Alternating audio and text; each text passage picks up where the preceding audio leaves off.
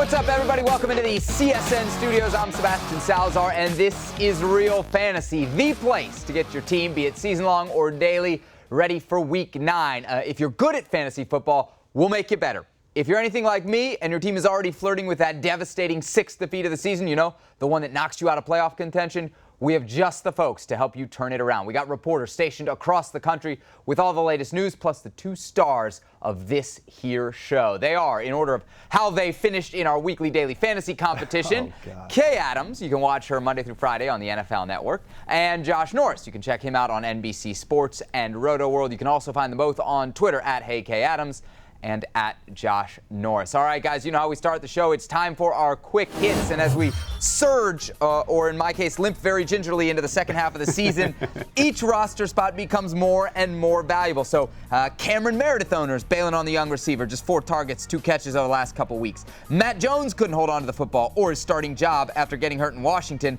And remember when Blake Bortles was supposed to be a top 10 QB this year? Yeah, he's throwing bounce passes to his receiver, so probably time to cut him if you haven't already.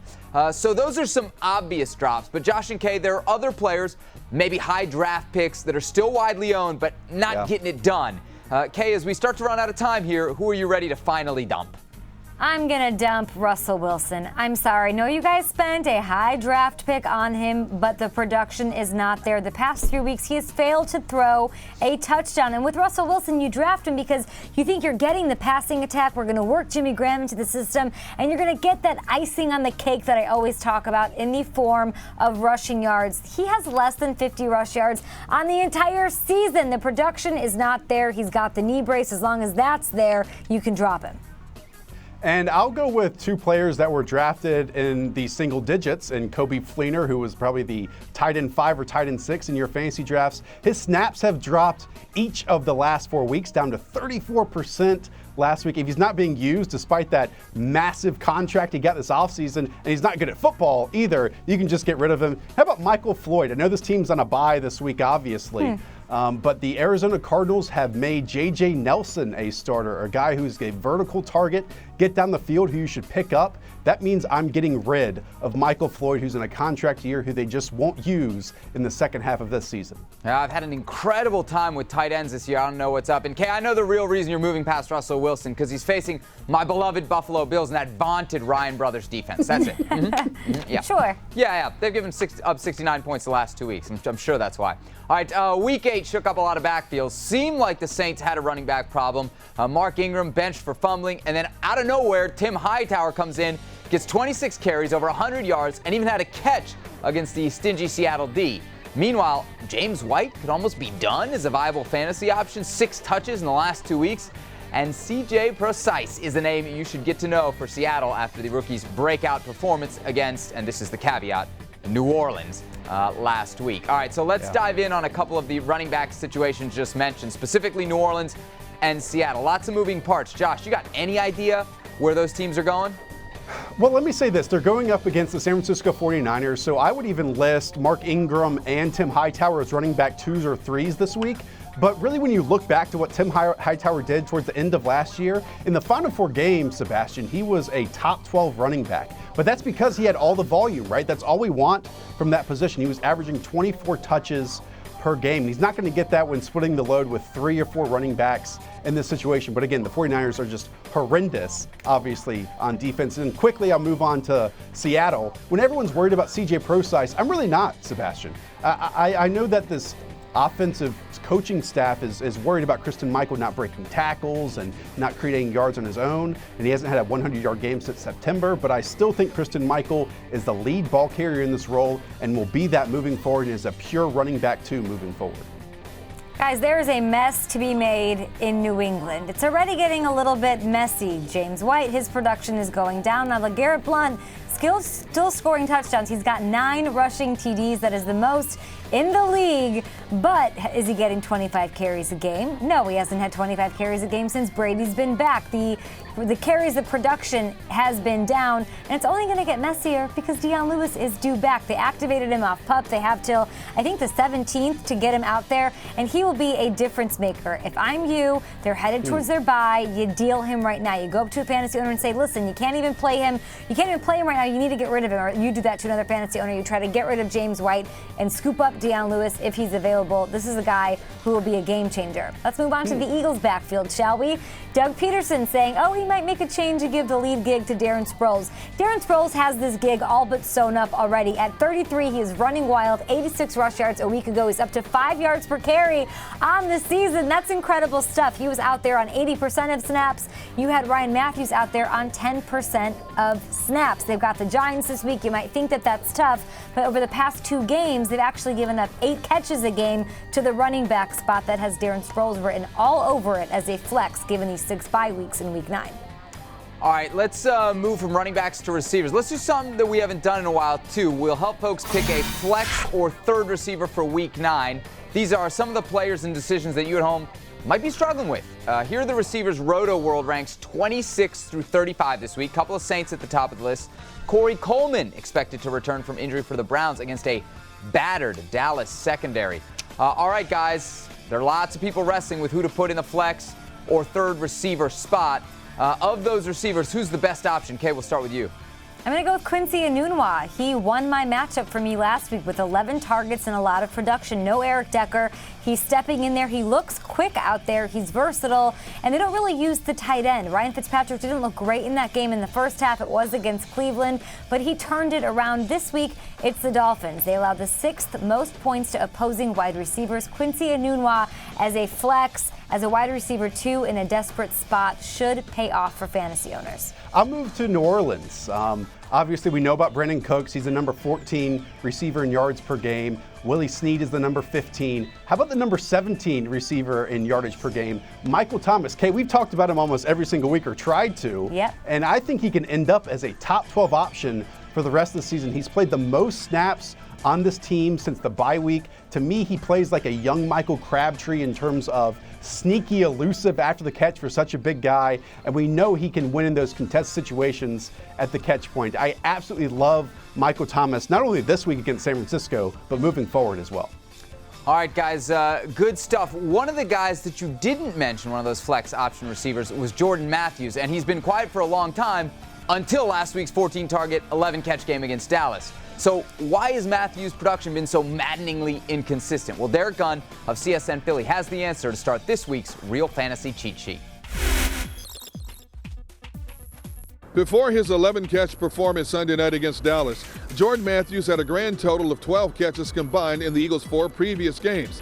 Now, it became quite obvious that Jordan Matthews is Carson Wentz's favorite target, and defenses are making a more concerted effort of trying to take him out of the Eagles' offensive equation.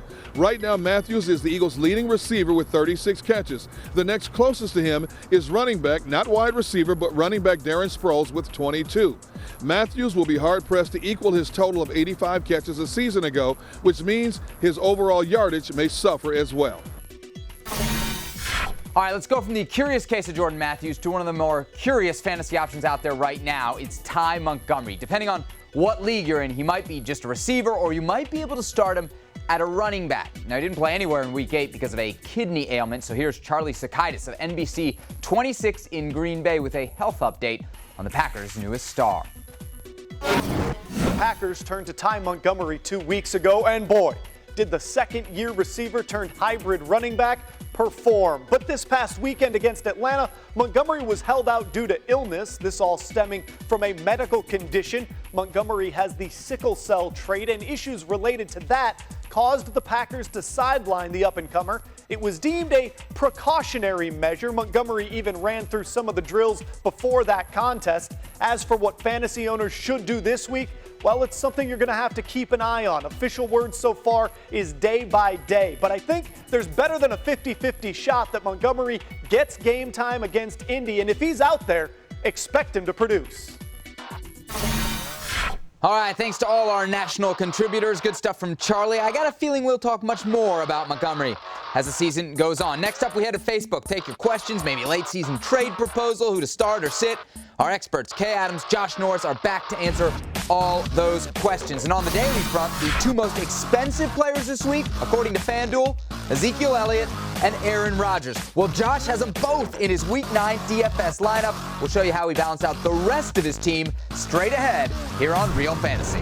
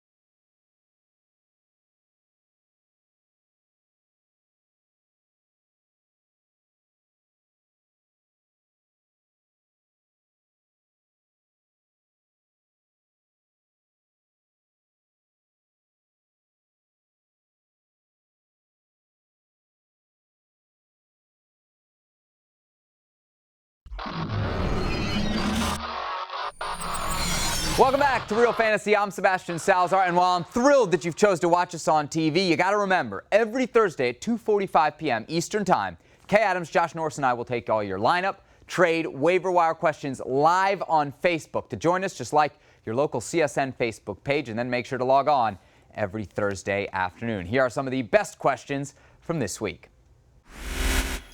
I have a question for you.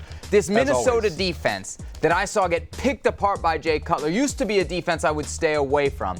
I got Marvin Jones on my team this week. I'm not super sold on him, but I'm also not as afraid of this Vikings defense as I used to be. Jones a good play here, Josh? No, he's not. And I have Marvin Jones in every single league practically, and I'm not playing him when I don't have to. Now, you might have to, Sebastian, because so many teams are on a bye, but he hasn't been, a top 24 wide receiver in his last 5 games? That's not good at all. And this is a receiver that Kay and I obviously talked about for weeks on weeks on weeks and loved him, and now it's just on the decline. Kay, I'm a bit worried about Marvin Jones, especially this week against the Minnesota Vikings. He is on the decline. I'm taking the words right out of your mouth, Josh Norris. If you look at him, I mean, he's got 10 or fewer fantasy points, I think, over the last 5 weeks. If you look at his targets, they're down every week over the last 4. He hasn't scored a touchdown in the last 4 games. The first 4 weeks, he had 36 targets. These last 4 games, he's had 23 targets. His usage isn't there. Ebron is back. He's healthy. He's a factor. Theo Riddick is maybe arguably the best pass-catching back in the game until Deion Lewis, of course, comes back and makes a mess out of the New England backfield. But you're staying away from Marvin Jones in this one. And the Minnesota defense still allowing the second fewest points to wide receivers. Rob has a quarterback question. Looks like an all-or-nothing situation for him. He wants to know, do I gamble and play Big Ben against Baltimore, or go with David Carr or even Dak Prescott? Now, Carr, Josh, has that brutal matchup against the Denver defense. What do you think? So, each week, Sebastian, we talk about matchups. You never play Big Ben at Baltimore, and especially Big Ben coming off an injury. In his last 8 games against the Baltimore Ravens, he has not been a top 12 quarterback.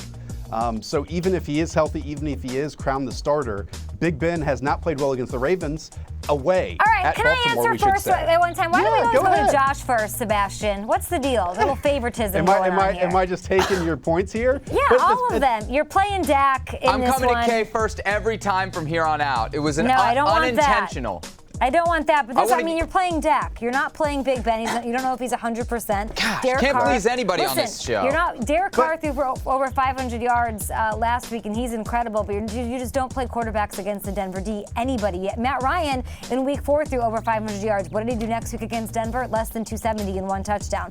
Don't risk it. Play Dak Prescott. He's got rushing ability, upside. He targeted Des Bryant a ton, so we know that they can throw. He had over 100 yards, so that rapport clearly is there as he's forcing him the ball. Kay, start with you on this one. Brad has been offered Larry Fitzgerald for Matt Forte. I mean, it depends on what you need, right? On your team, it's hard to do these trades straight up. Matt Forte, I'd rather have Larry Fitzgerald, I think. I think he'll continue to be the target down the stretch. He's a huge part of that offense. I'm not saying Matt Forte isn't, but Bilal Powell will start cutting into his workload. You can't give him the ball 25, 30 times a game. Use Forte this week, get through this weekend, and then make the trade when Larry Fitzgerald is playing, obviously, has a game next week. So he has a bye this week. You don't want to make that deal yet. Try to get through the weekend with Matt Forte. Say you got to take some time, that type of stuff, and then deal Forte for Larry Fitzgerald. That's the right way to do it. Procrastinate, manipulate. Yes. I love that. Josh, you're sneaky. I am. I come off as this nice guy, Kay, but I can be harsh at times. Okay. All right, guys, we got to leave it there. Josh K, thanks for all the advice. To our Facebookers, thanks as well for the questions and the comments. Coming up on Real Fantasy Week 9, a bad one for buys and a bad week to need a quarterback. Tom Brady and Carson Palmer both off. So Kay is going to tell you who needs to find a way into your lineup. All that next here on Real Fantasy.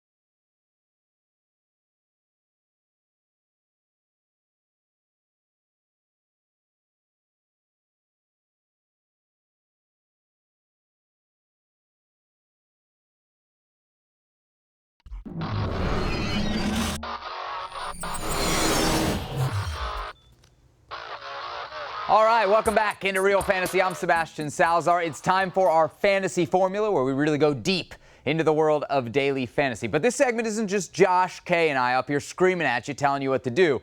We're putting our money where our mouth is and showing you our DFS picks for the upcoming week. So let's see how everybody's squads did in Week 8. And I'm going to tell you what, this was about as close a week as we've had.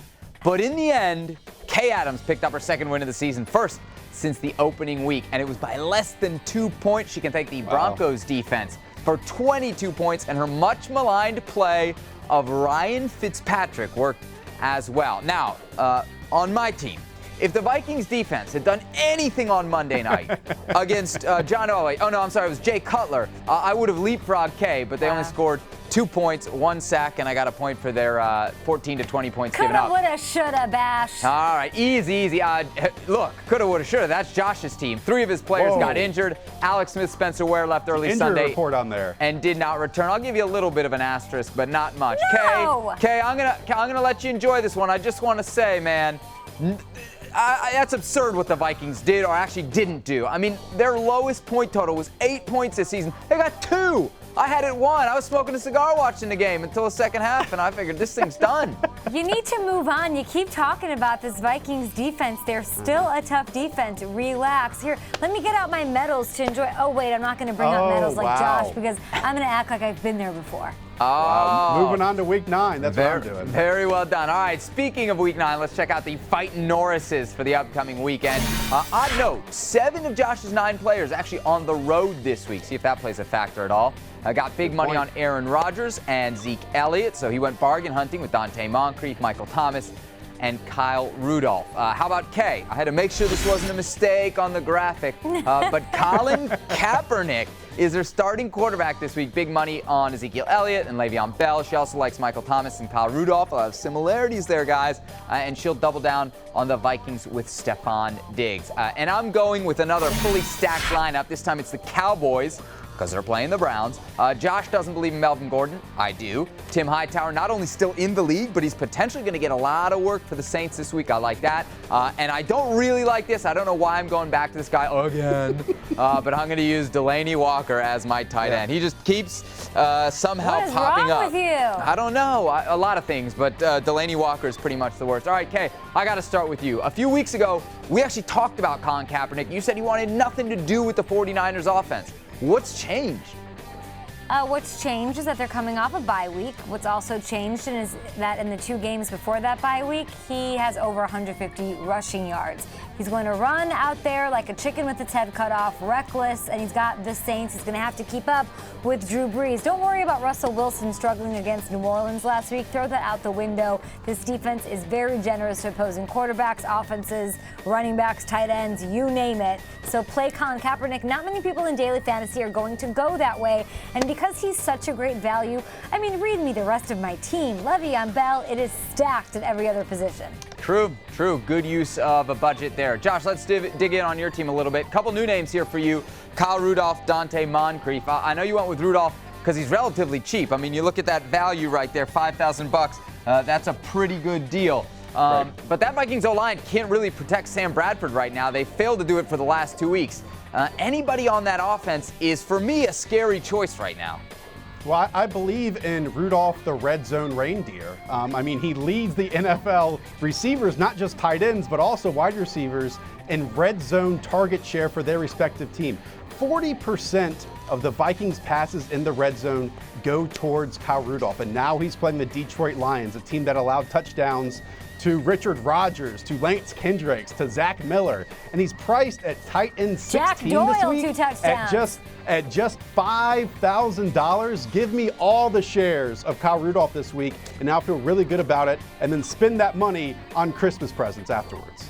All right, guys, I want to get your take on my team. I went with Kenny Britt as my third wideout this week. Really a matchup play against the Carolina defense that's given up 16 passing touchdowns. But my question to you both is more about the Rams wideouts as a whole. You can see them here. I could have easily gone with Tavon Austin or Brian Quick and kind of had the same amount of confidence that I do in Britt. Kay, do you like any of these Rams receivers?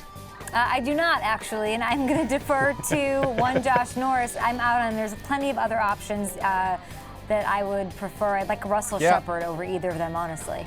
So I would go Kenny Britt over Tavon in this case. I mean, 11 yards per target for Kenny Britt, just 5 yards per target for Tavon Austin. And Carolina hasn't really given up the shorter passes. It's the long passes. It's the big plays. So Kenny Britt is more likely to get those. But Sebastian, I will warn you, James Bradbury might be back for the Panthers this week, and that's when their secondary might turn around a bit because he's their best corner.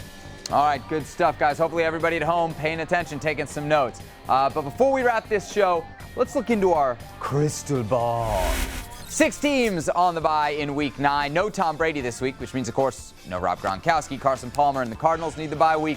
Surprisingly under 500 midway through the year. And after a long trip and long game overseas, Andy Dalton and the Bengals offense takes a seat as well. Okay, so let's look for some streaming help for our viewers in Week 9. Okay, let's start at quarterback. I swear this isn't a repeat, but you have talked about this guy as recently as last week. I did, and he helped win me my daily fantasy championship on FanDuel. Let's see. I'm going to go with Ryan Fitzpatrick. He had some success. He got things going in the second half last week. Quincy Enunwa taking a step up. Matt Forte involved in the passing game, and they've got the Dolphins. Very good matchup for him. Last year he took them on, scored 4 touchdowns, no interceptions. I like Fitzpatrick as a streamer. Do it. I'll stick in that same game, but on the other side of the ball, or the other team, I should say. Kenny Stills going up against the Jets. The Jets have allowed 5 passing touchdowns of 40-plus yards. Kenny Stills is the big play threat on this Miami Dolphins passing attack. Let's make it 6 this week. I think he gets a 40-plus yard TD against the Jets. Finally, Jay Ajayi has taken the fantasy world by storm over his last couple games. Dolphins coming off a bye. They return to action against a tough Jets run D this weekend. Josh, over/under 18 will set it at fantasy points for Ajayi this week. We're going over. In his last 2 games, Jay Ajayi had 16 runs of 10-plus yards. I mean, that's absolutely ridiculous. And it's not just Jay Ajayi that's playing well, Kay. It's the Miami Dolphins offensive line. I'll believe in that package and go with Ajayi at 20-plus points this week. Yeah, I talked to Sean O'Hara, former offensive lineman for the Giants, and he said that this offensive line is clicking, it is gelled, and that's apparent. I'm going to go over just because I want to see it happen. I own Jay Ajayi. I want to see him hit close to 200 yards, but even if he goes under, it'll be just slightly under, and so I won't do that to discourage anybody from playing him. The Jets' run defense isn't as great as it was to start this season. There's some holes, and the volume, you have to play him. Yeah, what a surprising turnaround, kind of out of nothing for Ajayi in that Dolphins running game. All right, that's it for us here on Real Fantasy. Don't forget to join us every Thursday around 2:45 in the afternoon for Facebook Live. That's Eastern Time. Get your questions into the experts then. For Kay Adams and Josh Norris, I'm Sebastian Salazar. As always, thanks for watching and good luck in Week 9.